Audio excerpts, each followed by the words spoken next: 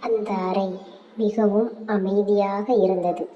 மஞ்சள் விளக்கின் ஒளி அவன் முகத்தை மெதுவாக தொட்டது. அவன் அவளை பார்த்து கொண்டே இருந்தான். அவள் பார்வையை தவிர்த்தாலும் அவள் உடம்பு அவன் அருகாமையை முழுவதுமாக உணர்ந்தது.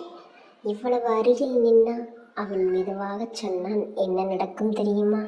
அவள் சின்ன சிரிப்போடு சொன்னால், தெரியும். அதனால தான் பயமும் ஆசையும் ஒரே நேரத்தில் இருக்கு. அவன் அவளுக்கு இன்னும் அருகில் வந்தான். அவளின் மூச்சு அவன் தோளில் பட்டது.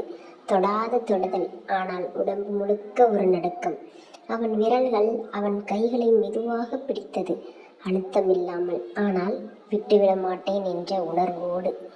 நீ இப்படி தொடும்போது, அவள் மெதுவாகச் சொன்னாள், நீ இப்படி தொடும்போது உடம்பு நினைக்கிறதுக்கு முன்னாடி மனசு கரையுது.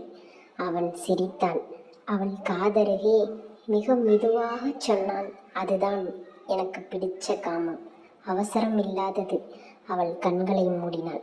அவன் அருகாமை அவளை மெதுவாக சூடாக்கியது.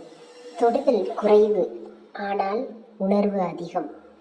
அந்த நிமிடம் இருவரும் அறிந்தார்கள் என்னவென்று. இது வெறும் ஆசையல்ல, இது காதலுக்குள் மெதுவாக கரையும் காமம்.